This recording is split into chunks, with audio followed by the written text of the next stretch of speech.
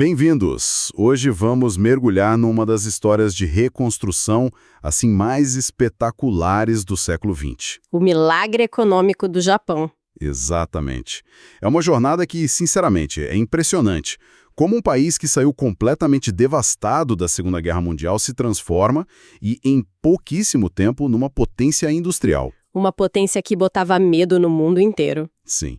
E essa trama toda envolve estratégia, envolve geopolítica e uma capacidade de execução que beira o inacreditável. É quase um roteiro de filme. Para entender essa história, a nossa análise de hoje se baseia num material bem detalhado sobre a gestão e economia japonesa.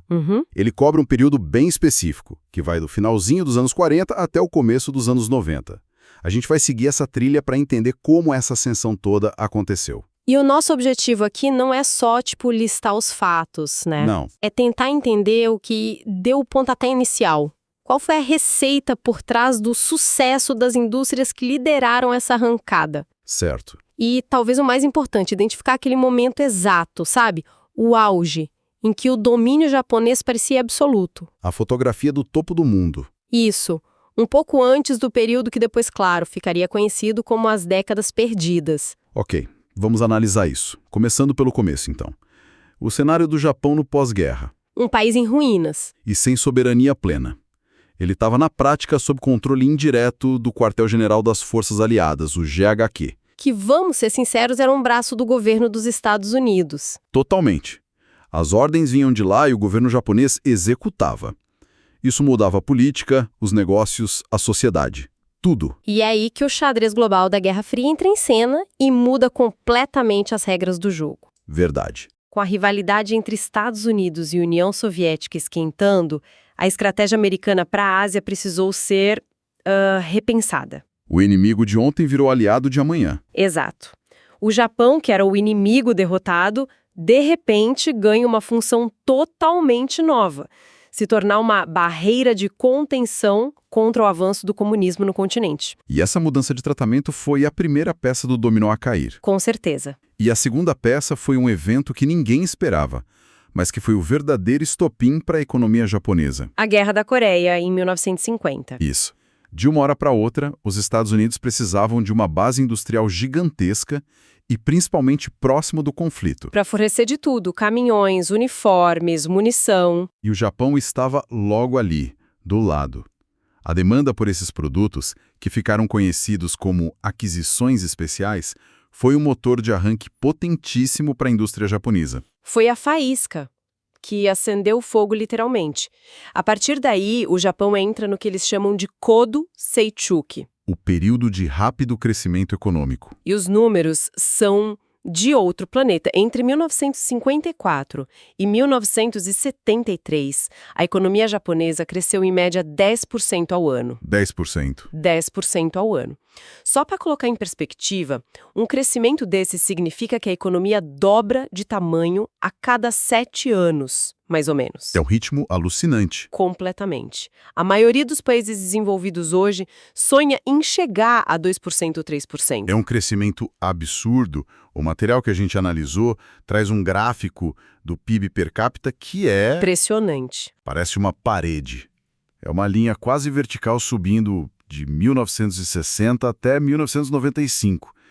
Mas é importante fazer o contraste com o que veio depois, né? Sim, o outro lado da moeda. A economia continuou crescendo, o PIB total do país chegou a uns 500 trilhões de ienes no comecinho dos anos 90, só que aí parou. Bateu num teto. Exato. Bateu nesse teto e ficou estagnado ali, naquele mesmo patamar, por quase 20 anos.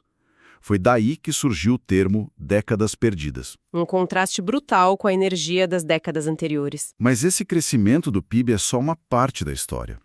O que eu achei mais fascinante no material foi como eles fizeram isso. A estratégia por trás dos números. Não foi uma coisa que aconteceu em todos os setores ao mesmo tempo. Não mesmo. E aí tá o pulo do gato. A força do Japão não veio de uma única indústria genial, mas da capacidade de escalar uma montanha, setor por setor. Gostei dessa analogia. Eles identificavam um alvo, concentravam todas as forças para dominar aquele mercado globalmente e, com o capital e o conhecimento que ganhavam, pulavam para o próximo desafio. Um degrau acima em complexidade. Sempre. Foi uma conquista em série. E o que fica claro ao ler o material é que essa progressão foi quase como subir uma escada, degrau por degrau, literalmente. Qual foi o primeiro? O primeiro, logo depois da guerra, foi a indústria têxtil. A lógica era clara, né? Mão de obra barata, produção em massa. O caminho mais óbvio. Só que esse sucesso inicial já causou o primeiro grande problema. Sim, gerou um atrito comercial tão grande com os Estados Unidos que o Japão teve que aceitar uma autorregulação das suas exportações. Uma lição dolorosa, imagina. Dolorosa, mas crucial.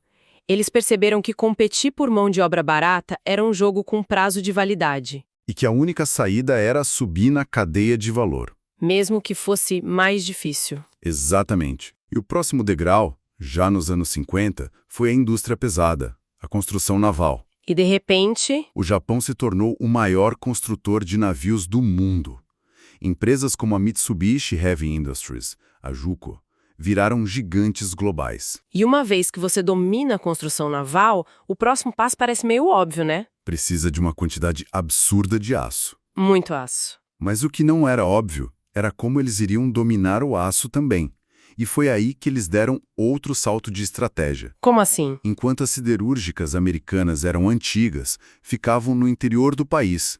O Japão construiu complexos gigantescos e supermodernos na costa. Ah, claro! Logística. Tudo. Isso otimizava a importação de minério de ferro e carvão e a exportação das chapas de aço pelo mesmo porto. Foi uma jogada de mestre em eficiência. Faz todo sentido. E foi assim que, nos anos 60, eles se tornaram os número 1 em aço. Uhum. Nomes como o NKK, Kawasaki Steel, Kobe Steel inundaram o mercado. E a Nippon Steel. A maior siderúrgica do planeta. Eles estavam literalmente construindo a fundação da indústria mundial. E a cada década, a sofisticação tecnológica só aumentava. Eles não se acomodaram na indústria pesada. De jeito nenhum. Nos anos 70, o alvo mudou para a eletrônica de consumo. E aí o mundo inteiro conheceu as marcas japonesas. Com certeza. O Japão virou o maior produtor de televisores do mundo. Foi aí que surgiram aquelas marcas que todo mundo passou a conhecer, a desejar. Toshiba, Matsushita, Que depois virou Panasonic. Sony, Hitachi. Ter uma TV Sony ou um aparelho de som japonês em casa era um símbolo de status, de ter o que havia de mais moderno. E essa escalada chegou ao topo nos anos 80, com um setor ainda mais complexo e estratégico. Semicondutores. Os chips. O cérebro de tudo. Exato. Os fabricantes japoneses passaram a dominar a produção mundial de DRAM, que são os chips de memória essenciais para computadores e quase todos eletrônicos. Essa sequência de vitórias era tão impressionante Que em 1979, um professor de Harvard, Ezra Vogel, publicou um livro que capturou perfeitamente o espírito da época. O título já dizia tudo. Japan as number one. Lessons for America. Japão como número 1. Lições para a América. E esse livro não era só um elogio, era quase um alerta para o Ocidente. Sem dúvida. Ele consolidou a percepção global de que o poderio industrial japonês não era um fenômeno passageiro, era um novo modelo que o mundo precisava entender. E a capacidade de dominar setores tão diferentes, do aço aos chips, era o que tornava o modelo japonês tão formidável. E para muitos um pouco assustador, né? Sim, e essa percepção de um domínio que parecia não ter fim nos leva ao clímax dessa história. Ao topo da montanha. Exato. Eu vi um dado na fonte que me deixou de queixo caído. A gente pensa no poder de empresas como Apple, Google, Amazon hoje, mas se a gente voltasse no tempo para março de 1989, o cenário do poder corporativo global era completamente diferente, certo? Completamente. Era um mundo dominado por outra bandeira. E como? O dado é sobre o ranking das empresas com maior capitalização de mercado do mundo naquela data. E o resultado é chocante. Se a gente olhar o topo da lista, as 15 empresas mais valiosas do planeta, das 15, 12 eram japonesas. 12 é um domínio quase absoluto. A número 1 do mundo era a NTT, a gigante de telecomunicações. Em nono lugar, a Tokyo Electric Power. Energia. Em 11º, a Toyota, que já era um monstro no setor automobilístico. Em 13º, a Nippon Steel, a siderúrgica que a gente falou. A base industrial. Em 15º, a Matsushita. É uma lista que é o retrato perfeito daquela escada industrial que descrevemos. Tem infraestrutura, indústria pesada, carros, tecnologia. Cobre tudo. Mas tem um detalhe nessa lista que para mim é ainda mais revelador. O quê? Se olharmos os outros nomes japoneses no topo, vemos Sumitomo Bank, Fuji Bank, Daiichi Kangyo Bank, Mitsubishi Bank. A lista está abarrotada de bancos. É verdade. Pausa para pensar nisso. Não era só sobre carros e TVs. Não. O Japão, naquele momento, controlava o dinheiro do mundo. O capital que movia o planeta era em grande parte japonês. Isso muda completamente a percepção de poder que a gente tem. Não era só um poder industrial. Era um poder financeiro colossal. E isso levanta uma questão fundamental. Por que tantos bancos? Boa pergunta. A gente entende uma Toyota na lista, ela vendia milhões de carros. Mas por que os bancos eram tão valiosos? O material nos dá uma pista, né? Sim, ele fala do conceito de bancos principais, ou main banks. A ideia é que esses bancos não eram só credores, eles eram parceiros estratégicos, quase sócios das grandes indústrias. Entendi, uma relação de mão dupla. Exatamente, onde um não vivia sem o outro. O banco garantiu financiamento de longo prazo para os investimentos massivos da indústria. E em troca? Em troca, tinha um assento na mesa das decisões mais importantes. Era um sistema muito interligado. Então, o que a gente viu aqui foi uma jornada inacreditável. Saímos de um Japão ocupado no pós-guerra.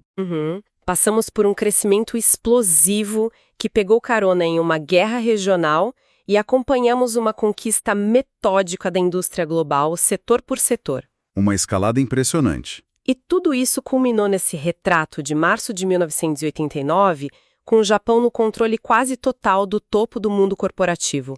É a imagem de um poder que parecia que nunca ia acabar. Exato. E essa imagem nos leva à reflexão final. A análise nos trouxe até o topo da montanha, mas deixou uma ponta solta muito importante ao mencionar os bancos principais. Certo. E isso nos faz pensar como essa relação tão próxima, quase simbiótica, entre o sistema financeiro e a indústria pesada não só financiou essa ascensão espetacular, Mas talvez também tenha plantado as sementes da rigidez que levou à estagnação que veio depois. Precisamente. Será que o mesmo sistema que financiou essa subida incrível não acabou criando uma estrutura tão interligada, tão resistente a mudanças, que quando o mundo mudou nos anos 90, o Japão não conseguiu mais se mexer com a mesma agilidade? É uma ótima pergunta. É uma pergunta que conecta o fim de uma era de sucesso ao começo de outra, muito mais desafiadora.